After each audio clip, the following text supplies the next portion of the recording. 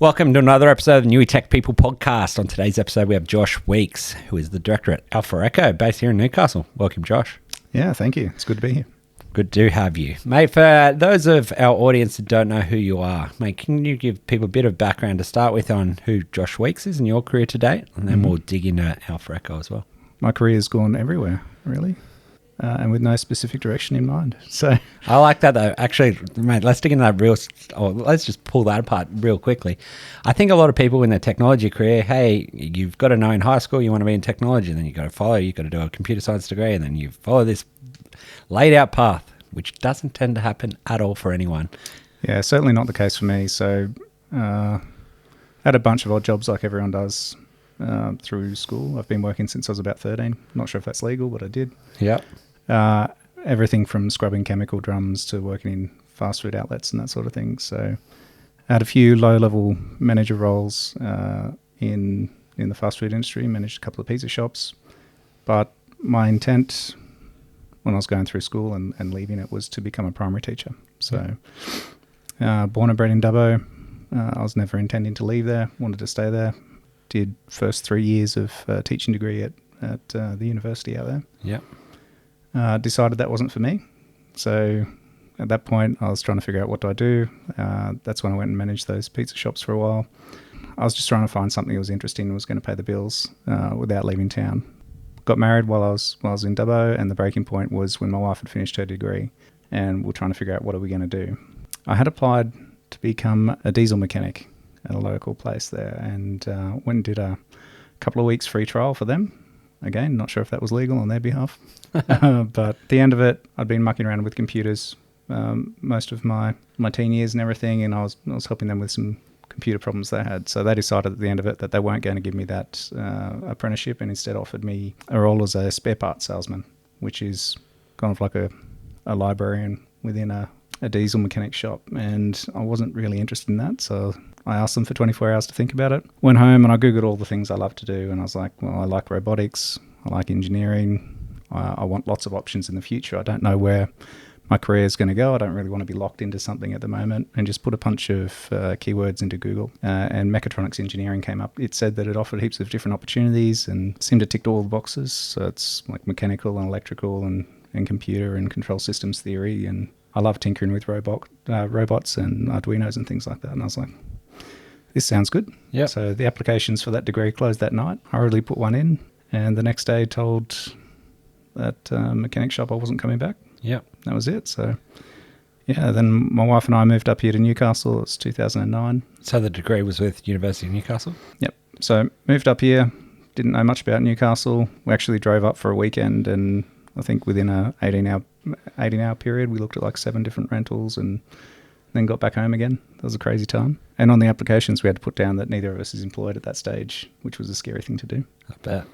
But yeah, moved up, did engineering. Throughout that period, I was still working casually, struggling to pay the bills because I was at uni, and although we thought it would be easy for my wife, who also did primary teaching, to get a job, it was like 18 months before she got her first gig.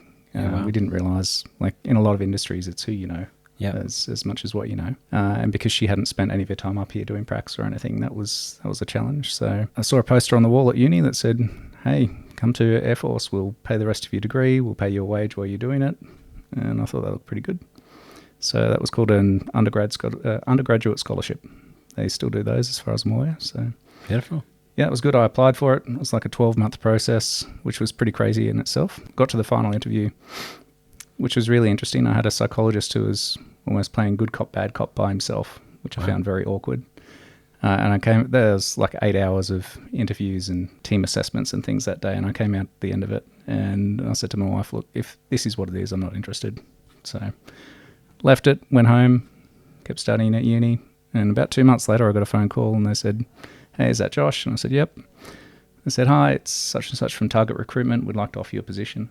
And I said to my wife, I never applied to Target. I have no idea what this is about. And they're like, no. Target Recruitment cell within the ADF, Australian Defence Force. So by that stage, I'd got over my resentment from that interview process, and yeah, we accepted it.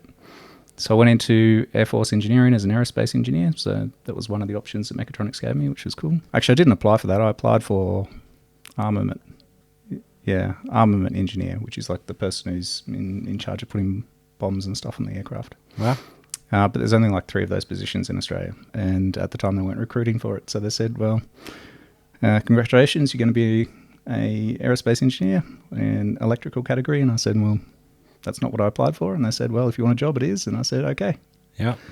So, yeah. Which I think is an important lesson, right? Because there's the ideal world, which we all have, an idea of what we'd ideally like to do. And especially when you're a junior or you're a graduate, sometimes even without a degree, you want that ideal role to start with. But going into something that might not be your first pick, and you do well enough in there, or you get your headspace around it, sometimes you learn things that you didn't otherwise know, that you might actually enjoy a different role more than what you originally set out to be. I think there's some good lessons in that. Yeah, for sure. I'm a strong believer in your job will be what you make of it. And if you can try and find enjoyment in it, then you will enjoy it. And I think the reverse is opposite too. If you just focused on that's the career I want, then sometimes you'll end up being horribly miserable. Yeah. So, I mean, as I go through that process, my choices are starting to narrow the scope of what's going to come. But, yeah, I didn't really have this mapped out plan to get into cyber at the end of the day. Yeah. So, journey obviously quite different and lots of learnings along the way. And then you ended up in the Defence Force and you finished your degree as part of that? Yeah, that's right. So, by the time the applications all went through and everything, they ended up sponsoring the last 2 years. Yep. And then under that program, you had to serve in the military for the length of sponsorship plus 1 year to kind of pay it back. I did that, and as I was doing that work, I again had like this long-term concept of I'll do this for 15, 20 years and I'll get really good at my trade. And then I knew that there were private contractors who worked in defence, and the mentality at the time was they got paid a lot more. And I was like, all right, so I'll get some experience, I'll leave defence and I'll come back in as a contractor. That was the plan, but as I'm doing those return of service years, I was working alongside a number of contractors and getting frustrated that a lot of the work that I was doing was being rebadged by them. In one instance, it was being rebadged by them and handed in as their work, and they were getting paid for it. And so, yeah, through frustration with that process and a number of other factors, ended up leaving Air Force once my time was up. At that stage, I wasn't trying to create a big company or something. I was just trying to get employed. I just wanted different terms of service. And I thought, well, if I can create a company and then go and get employment through that company as a subcontractor, then that would be awesome. So I made a company and left Air Force, and it was a pretty trying and testing time. Quick one though, right? Just for other people that might be going through university or considering Defence Force or considering these like cadetship programs, was it a positive experience overall? Would it be something you'd recommend to other people? It's obviously sounds like there were some challenges through it, but net, you gained a lot of experience. You had 2 years of a degree being paid. Was it a positive experience overall? Is it something you'd recommend to other people to consider? Yeah, absolutely. I recommend people to go and do it. I think it's a great way to get some assurance about where you're going to go. Yeah. But there are some great experiences to have, and I've got lots of friends who are turning out to be lifetime defence members. Yep. They love it, and that's good for them. I just think as a thing in Newcastle as well, with our proximity to defence as well, not everyone has that, and Newcastle does have, so some good opportunities up at Williamtown, and I think it's maybe something that gets overlooked sometimes is defence as a potential career opportunity or career options, and I think it's something that'd be good to put on the radar for people just to understand that as opportunities arise. Oh, yeah, so many opportunities and so many different roles you can have. So the roles that I ended up in were mostly in what they call SPOs, Systems Programs Officers, which is kind of like the sustainment organisation, like the actual engineering side of the house. And then the other side in my head would be the operational side. So you can end up with a squadron as an engineer and go out and be responsible for that deployment, doing the actual operations side of it, or most of my experience, like I said, was in sustainment side. Yeah, nice. Yeah, heaps of opportunities.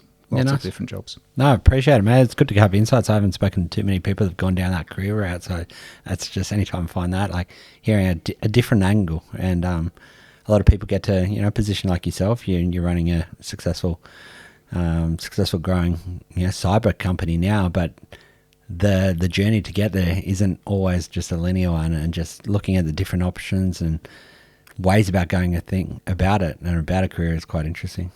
Yeah, absolutely. I think preparing yourself for the world gives you lots of different options. And so actually my not sure what they call it now, whether it's UAI or ATAR or whatever the uni admissions thing is. But my mark was good enough to get into uni, but I actually got in as a, not sure what the PC term is it for old people.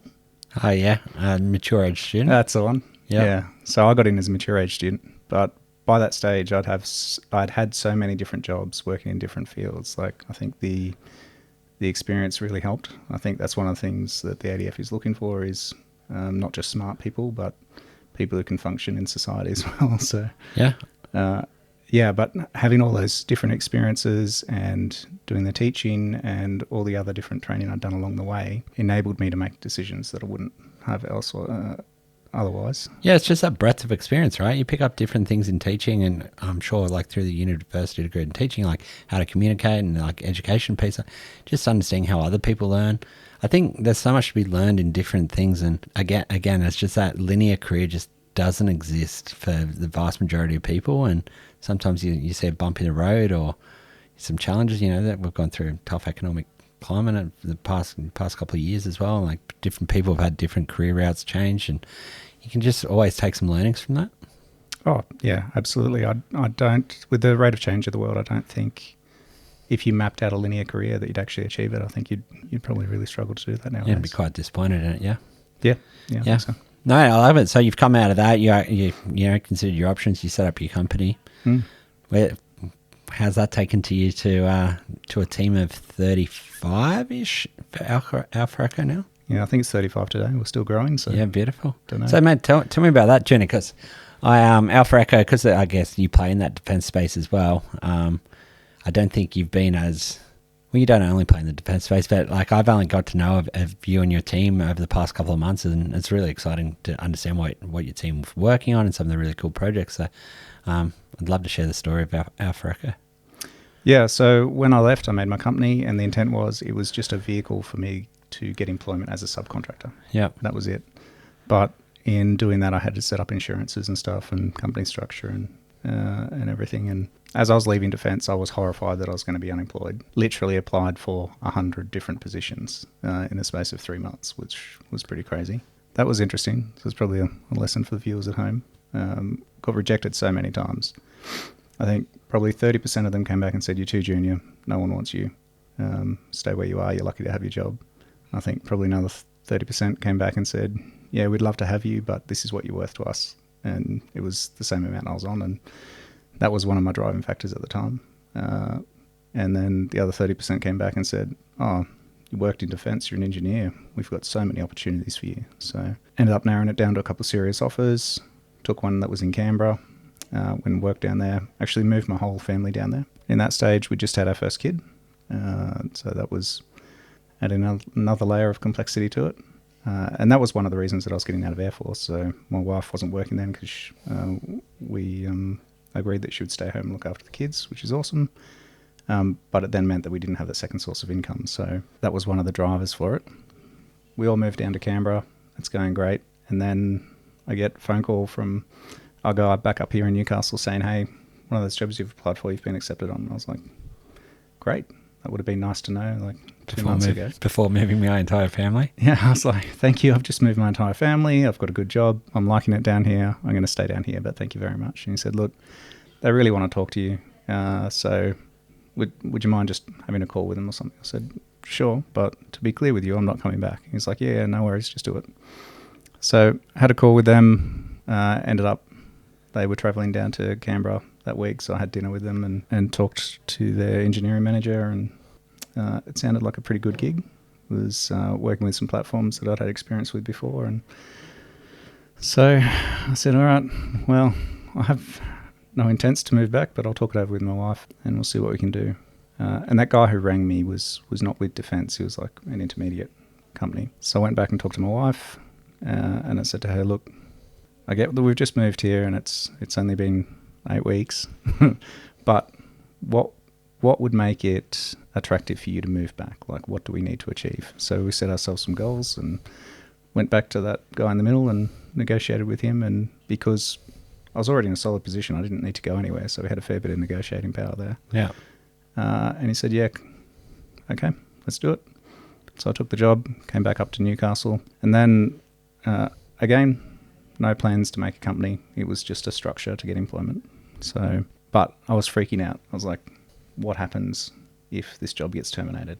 Yeah. Like, everything we've achieved will be for nothing, and that was not a place I wanted to be at. And I guess that's the disadvantage of being a contractor for government, is at any stage of the game they can just terminate the contract. Yeah. And I had seen it done.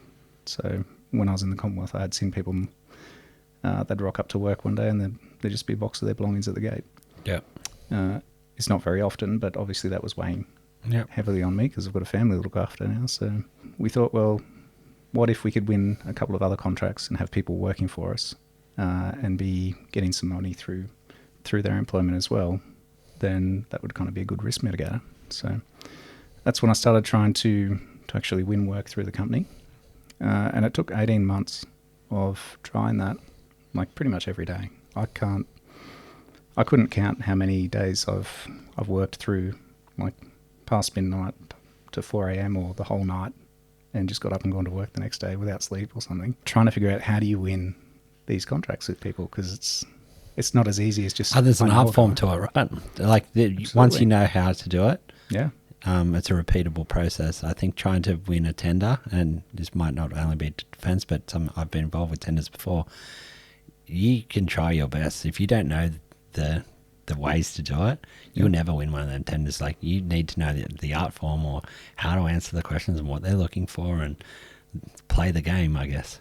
Exactly. And no one's going to tell you a lot of that information, because the people you're competing against are the ones who know it. Yep. It's their proprietary information. Like, how do you form a tender? How do you make those responses? What prices do you put in? What's your what do you write as a bid strategy, as a delivery methodology? It's rough trying to figure it out.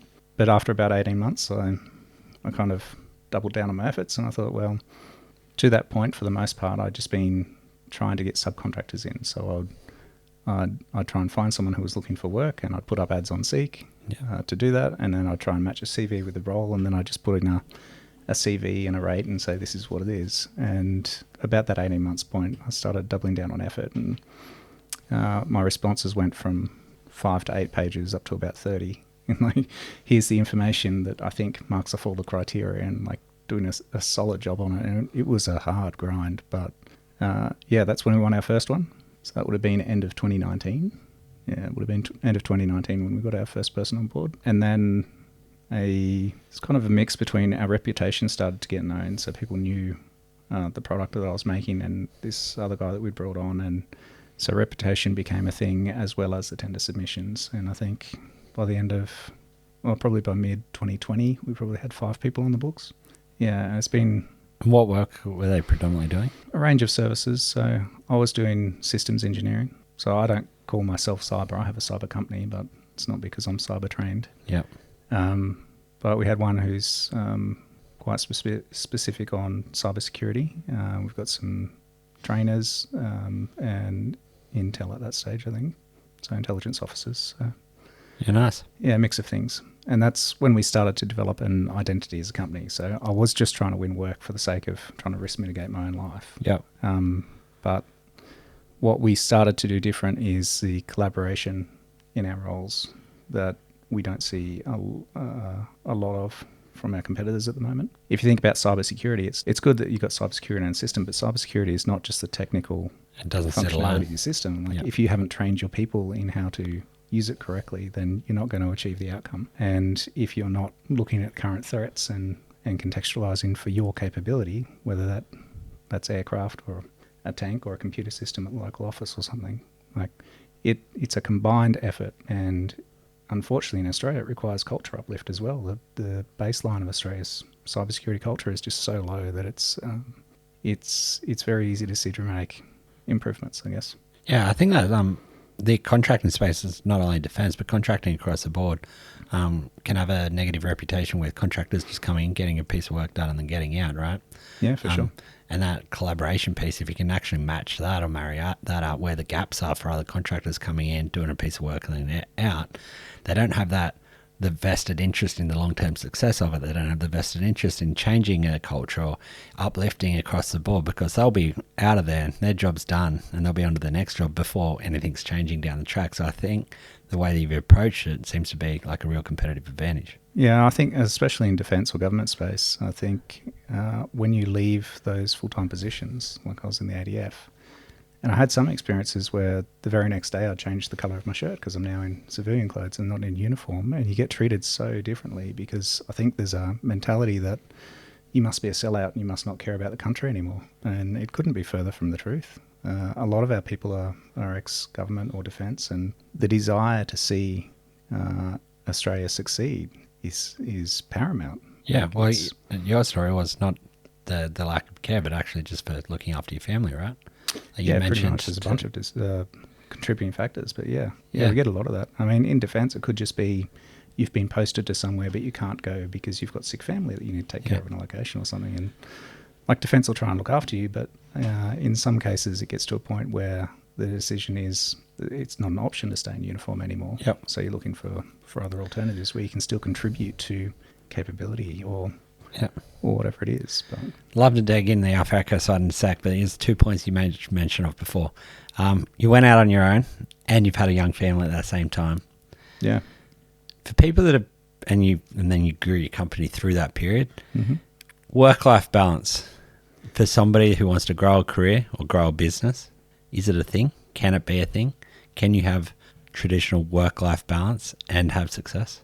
I don't know if you can. I don't feel like I did a very good job of it. A lot of the reason that we've been able to get to this point is because of the sacrifices my wife has had to make. So, I mean, it's been joint decisions, but it's impacted her. She's the one who's chosen to stay at home and look after our kids, which I don't know how we would have done it if we were both working full-time and trying to care for the kids. I don't think it would have been a thing. No, I completely agree. I've spoken to quite a few either startup founders as well as or other people that have had career success. And I think the idea of work-life balance where you have this all in balance and perfect harmony, I haven't seen it work. I haven't seen it work where people have really, I think sacrifices are needed, and those sacrifices sometimes, they're short-term, but they're for a long-term benefit, and sometimes it's sustained, but there needs to be that innate drive or something that you're willing to do to, to get from, a paycheck, which most people are getting to, the success that you've had today. Yeah, absolutely. I think I've definitely not had work-life balance. I'm getting to the point now with the company where I can start to get some of that back and trying to actively pursue that. But like I said, so many nights where I'm just working through past 4 a.m. Yep. That takes a toll on everyone. Oh, correct. I've done the same before. I think my best working hours where my kids were young was I'd get home from work, it'd be dinner with the family, I'd maybe watch 1.5 hour shit TV with my wife, and then from 9 p.m. till 1 a.m. was like my jam. You get no distractions. And it's just like this flow state where the time would just fly.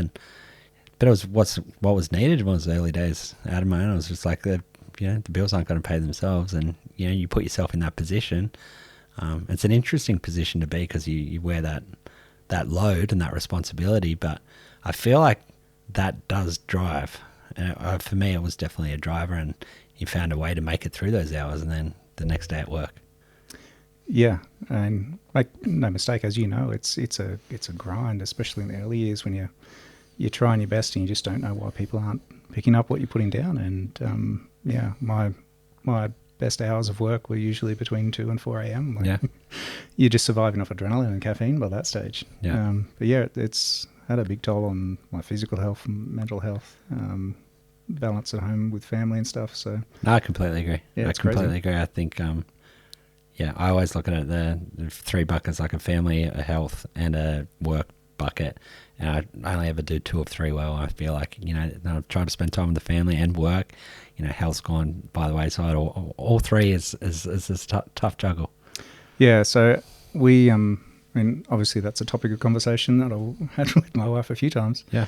But the goal that kept pushing me is if we can get this to work, like there's an end date where it becomes worth it and we can start to get normality back, and hopefully financial security enables us to have more quality time as a family. So we had to set some goals on what does that look like, when is enough to walk away, and so we're just getting to the point now where balance is becoming a thing. Yeah, nice. So that's a big focus for me at the moment. Beautiful.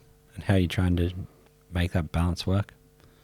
Are you doing anything specifically when it comes to time management, or hey, work time's here, or is it I get home and put my phone away, or is it how are you trying to get improvements from that balance perspective? I've started looking at things like time boxing, Yeah. but I also don't find that's worked so far. I'm pretty strict about, like, I try to knock off and make sure I'm home for dinner and put the kids down at least. So between the hours of 6 p.m. and 9 p.m, that's definitely family time, and I'm trying to make the weekends only family time. Yeah. And there's been exceptions where, like, we've had a big tender submission or something and I still have to work late. But for the most part, that's starting to work. I'm in the stage now where I'm moving from doing being an actual consultant to just managing the business. And what that's given me is a lot more flexibility in terms of hours worked. Yeah. So now when I've got time during the day, I'm trying to spend some of that with family, Nice. as well as just get work done. So, I like it. yeah, it's a move in the right direction. Still got a long way to go. I think that's a similar story that I've heard, and a similar story I've experienced myself. I think perfect's, unachievable maybe. Yeah. It's just like steps in the right direction. And that communication, as you said, with your partner, it's again pretty difficult to achieve without a lot of support from that. Oh, absolutely. I wouldn't have achieved it Yeah. without her support. So yeah. Mate, the other side you mentioned before, you mentioned it on two different sides. You mentioned it, you applied for 100 jobs, and it was 30% of it, or 6%, or 66% of them, were negative results, and it was about 30% you could play with. And then you mentioned tender writing, and you gave it 18 months of having a crack without getting success. I think in this day, so I think this resilience piece is the part I'd like to dig into a little bit there. I think in this day and age, the idea of playing for 100 jobs is outlandish for a lot of people. They're without a job, or they're in a job that they don't like. They applied for 3 other jobs with a half-assed CV that they just sort of put together and expect a change. And those changes they can happen. You can luck into it. But I think the idea of applying for 100 jobs it's worked out more fruitful for you. And then from a tender perspective, a lot of people have an idea from a startup perspective, or want to change something or do something in their career, and I've put in extra effort for 3 months. I want my pay rise, or I want my title change, or I've put in, I've had a crack at my business for a couple of weeks and I didn't get my sale, so, ideas crap. The idea of 18 months, both the idea of 100 applications and then 18 months of having a crack, I think shows more resilience than another example I can recently remember. Like that's a phenomenal effort. Do you have anything you put that down to? Was it just having this end goal in mind on it'll become easier, it's for the right reason? For both sides, I think that resilience is super impressive. Well, thank you. But fear is a great motivator. Yeah. So I think that's a great answer, because I think it is. I think you can be driven by, the end goal being super positive, or fear. And I think fear can be a really good motivator. It probably does want to be the motivator you want to drive your whole life by forever, but I think it can get results. Failure wasn't an option in those scenarios. Like you've still got to have income to provide for yourself, your family. Like when there's people depending on you, and when you're depending on yourself for success, you can't just do the one application. Like if you're reasonably happy in your job and you feel like a change and want to throw a CV out somewhere else just to see what it's like, sure. But if you're desperate to see that change, you got to drive for it. And I think applying for jobs in itself is a skill. Yeah. So I probably did 40 interviews throughout that period. And the way you approach it and the things you say in interview number 1 versus interview number 40 are very, very different. It's a skill. If you don't use it, you will lose it. I've got a friend who tells me he applies for jobs not because he's planning to move, but just so he maintains that skill in case he ever needs it, which is an interesting way to look at it. But yeah, it just wasn't an option for it not to succeed. We had to make it succeed. So, and it wasn't some crazy idea. I certainly tried crazy ideas. What I really love is building robots, and that for me is how I was going to make my $1 billion idea. I was going to come up with some awesome robotic design or something and then sell that for millions. And what I ended up with was just a lot of debt. What I had to change there is, well, obviously this isn't working, so I need a strategy to make money, and then one day when I retire, hopefully early, then I can build my robots, and I'll do it for fun, and there won't be this pressure on me to try and make it succeed. So there's a bit of change in strategy, and those were crazy ideas because I didn't have a business plan. There was no thought into how was I going to make a commercial success or even market research. It was just me doing something I wanted to do as a hobby and hoping it turned into some $1 billion idea, and that's just not reality. So I think there were certainly tweaks I had to do. And every time I got rejection from something, I'd try and learn from it and then adapt the next time. And I think as long as you've got that mindset, you're fine. If you did 100 interviews saying the same thing, you'd probably be in trouble. But No, I think that resilience piece is a big piece, and I think a lot of people could learn from that. I think it's interesting, that fear motivator, because I think you can be motivated by different things, and I think fear is a very relevant one for some people as well.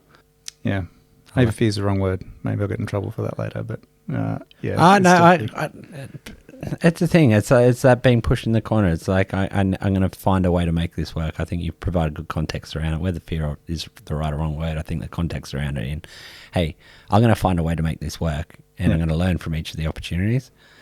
And I think that in itself is a good learning for a lot of people. It's like there's something that's just reps in the bank. The more of those you do, the more tenders you write, the more learnings you get from that.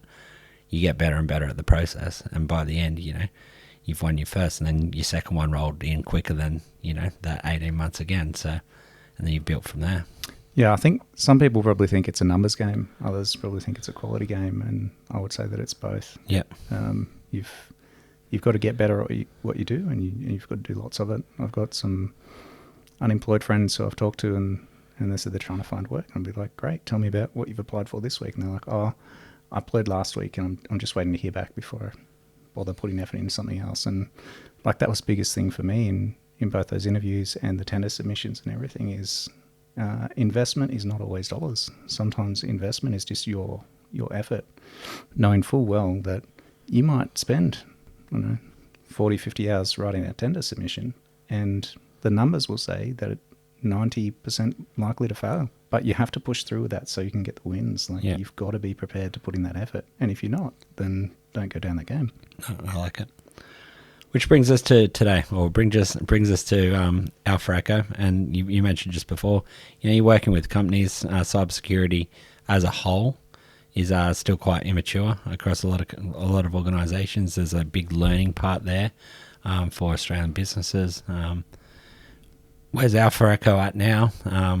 What's the Alpha Echo journey from, the early days of winning a few tenders to a team of, 35 and growing right now, still based here in Newcastle? Where's Alpha Echo at? What's, your point of difference? What's your focus area? What's the future look like? I'd love to sort of get current state to start with and then look into the future. Yeah, okay. All good questions.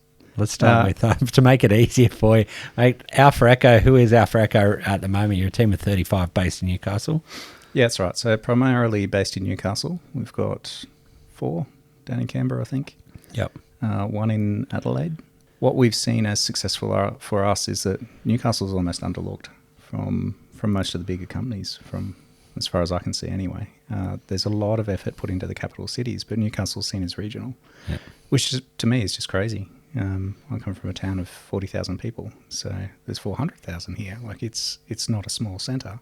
And there is so much industry, and there's defence just at Williamtown. There's a bunch of stuff going on, but there hasn't been like a local presence that we've seen that's really focused on meeting the needs of the customers. So a lot of our work has been defence, because that's where we started, but we're now moving more into the commercial sector as well. So we started doing work with local schools and churches, and part of that is to work in defence space. Most of the time you need security clearances. We can't always find people with security clearances, so we can find awesome people, and as soon as they get that tick in the box, then we can use them for that work. But we need like a holding ground for them. So that was kind of the birth of starting a commercial element, and also a desire for us to be, it's almost outreach into the community. Like, our tagline is Securing Australia. We want to see the security posture of Australia lifted.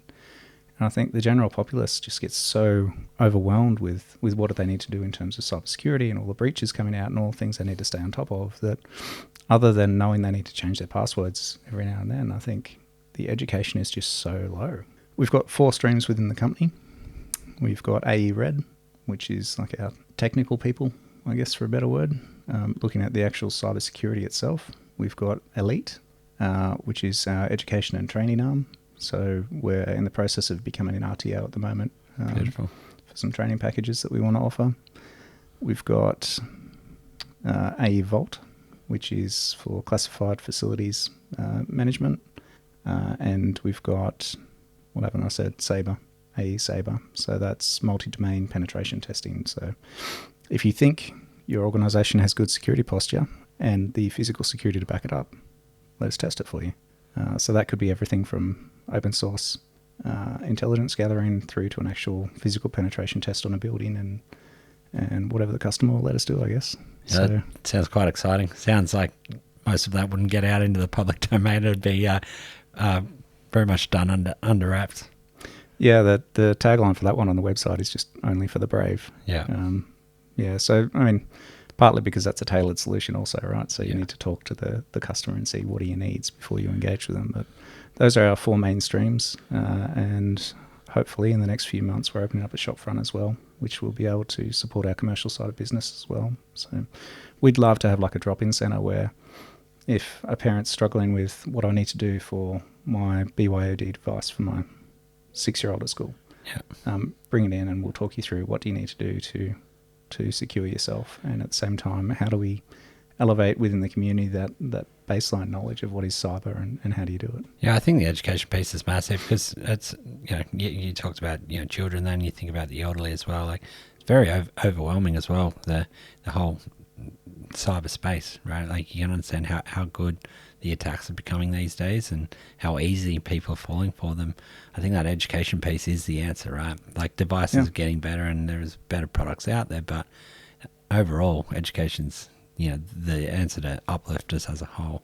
Oh, absolutely. I think cyber fundamentals are as important in our society today as like reading and writing. Like, you have to engage with the cyber domain to be successful in our society at the moment. Like, but the training that's provided throughout the formative years is very, very low in the same way that financial management is. I think there are lots of things that now I wish I had been taught in school about investing and that sort of thing that just weren't there. And so it's kind of that continual education piece that you have to do afterwards. Do you think there'll be a day where cyber fundamentals become part of an education system? I think they're doing it now. There's a lot of programs trying to do that, but the people teaching them were never taught those. So I think it's a cultural shift that's coming through the schools. We see a lot of engagement from STEM and other initiatives that schools are putting into place. I just don't think it's embedded yet. No. So we want to be part of embedding that if we can. Yeah, nice. So you've envisaged, it sounds like you've got some growth outside of Newcastle as well, but Newcastle's going to be the home? Yeah, Newcastle's a home for now. We think it's important I think there's 2 ways you can make money in business. I think you can make a really good product that everyone wants and will pay you for, or you can rip people off. And I feel like if we grew outside of Newcastle at the moment, before we've finished in developing the stuff we want to, then we wouldn't have that quality control that we want now. So it'll be, once we've got Newcastle where we want it to be, then we'll probably look at doing something more in other centres. That sounds great, like just doubling down on who you are and what you do, doing a really good job of that before growing. I like it. Culture has turned out to be pretty fundamental to what we do and one of our successes. And we've only achieved that because we've got a pretty awesome team. Yeah, that doesn't happen by chance, though. No, it's not something that comes naturally to me either. My next question is going to be exactly that. I think our technology space is really interesting, right, for career development. I think the beauty at the moment is you can now grow a career technically, stay technical, and earn some really good money. That wasn't there back in the days. You had to become a people manager and had to go down the leadership route to earn the proper dollars. Now, that's changed. You can earn really good money, still staying technical. But you've obviously made that transition out of that more technical consultant role into now a leadership role. Was that always on the cards for you? Let's start with that. And then secondly, what's your biggest learning? No, that was accidental. Yeah. I'm borderline autistic and engineer by trade. So those things work well together. People doesn't come naturally to me. So what's been your biggest learning in making that transition? Hire good people. Yeah. Yeah. So a lot of the growth that we've experienced is not due to me. It's not because I'm awesome at business. It's not because I was particularly great at what I did. I think I was reasonably competent. Yeah. How do you hire good people? Good question. I don't know. I outsource that now. Yeah. I think that's obviously the game I play in, right? And I think you're exactly right. I think good people and good companies can go to a certain size, but for them to continue to grow or continue to have their level of success, you need to continue to hire good people, because some people move on, other people move up the ranks. Yep. And having that talent funnel or building a really strong team is the key to success. But I'm really interested for somebody like yourself, growing a company from a very small number to 35, which is a really solid number now. Is there any key things that you've looked for in the people that you've hired? Well, again, culture was the key. And what does culture mean? Well, I think anyone can be competent. From a skills perspective? Yeah. Yeah. Yeah. So we used to have 3 C's. I can't actually remember what the third one is anymore, but competent and care, or capability was the third one. Yeah. So you need technical mastery. That's something that defence talks about as well. And the other one it talks about is professional mastery. And I think social mastery is probably the third one. So you can be good at your tradecraft, but if you can't talk to people, if you know what good cybersecurity is, but you can't communicate that to people, then you kind of hamstrung from the start. So we look for people who have the same attitude as us in terms of wanting to secure Australia. And we're not a charity, we're here to make money as well. But capability and profit, for me, it's not a dichotomy. It's not one or the other. They go hand in hand. We get paid well for doing a good job. So we're looking for people who are professionally competent, but also have that ability to engage with other people, but also care about what they're doing. Nice, I like it. And if you had any one learning from going from that technical role into a leadership role, is there something you think that has led to your success? And you've been successful because you've got a team of 35, so I think the proof's in the pudding there. But is there one learning that you've learned along the way you're like, oh, if I only knew this earlier? Or because I'm not a master in the business realm yet, a lot of it's been relying on other people. So talking to your accountant, talking to your lawyer, hiring good people. And so I guess the key there is putting trust in other people who have those skills and abilities that you haven't yet got. So if I was going to go back in time and try and prepare myself better for this role that I've got now, I'd probably go and do a master's in business or some sort of business degree to help me. And that's something maybe I'll do in the future. But for now, it's just been, I've had to go through a big journey of trying to trust other people with my business. But knowing that they're focused on the same goal as me, then that's made it a bit easier. Beautiful. No, I think that goal part, you mentioned it. Yeah, also mentioned it when you're the people that you like to hire in securing Australia, right? I think the fact that you've got that overarching, it's in your tagline, it's in your culture, and it's embedded because you're looking for people that actually have that same goal in mind. I think that piece has definitely been, a part of your success, and you're having people all really clear about what we're working towards, and we're all pointing in that same direction. I think you've done a great job of that. And again, I won't take credit for that. Like, a lot of that has come from our employees coming to me and saying, hey, got this business, great, but where are we headed? And asking some tough questions. And I haven't always had the answers, so I've had to go away and think about that or spitball it with them. It's like, I guess being so small for the past couple of years, we've had that opportunity to change and adapt to what we want to be and define our value set and where do we want to go. So yeah, it's important, but I'm also not taking credit for it. No, I like it. Well, mate, we've talked for a bit now. Just we'll wrap up in a sec. But just for anyone that's looks at you and looks at quite an interesting career path, is there any either book, podcast, any piece of education that you'd highly recommend to other people that might be in those technical roles, junior in their career, and looking at, hey, I want to continue to grow my career, or I like the sound of what Josh has done? Any pieces of education that you'd like to share with others? Yeah, good question. I don't read many books. I spend a lot of my time reading governmental and department policies and that sort of thing. So the two that I am working through at the moment are Meditations by Marcus Aurelius. Yeah. And I think it's Jordan B. Peterson's 12 Rules. Yeah. I think is the other one. That's a heavy read. Yeah. I don't agree with everything in there. No, I think. neither do I. But I think there's some good nuggets of gold in there. Yeah. I got on Marcus Aurelius through The Obstacle Is the Way by Ryan Holiday, which is a really good book. Right. He talks a lot about stoicism, so I really like that as well. Yeah, I guess that would be my parting piece of advice for people is if you're planning to go into business, there are some awesome highs. There really, really are. But there's also some incredible lows. Yep. And that's why I'm interested in those two books at the moment is I have to do a lot to kind of modulate my highs and lows and understand today might feel great, but that's okay. That's part of the business, and tomorrow might feel really low, and that's okay. That's part of the business. And just try and even out my keel a bit, I guess. Is there any one thing you've done in particular to do that? Is it a meditation practice, or is there something in particular, or is it just focusing on that? Because it's super important. I don't think it affects only managers or people in business. I think it affects everyone in their career.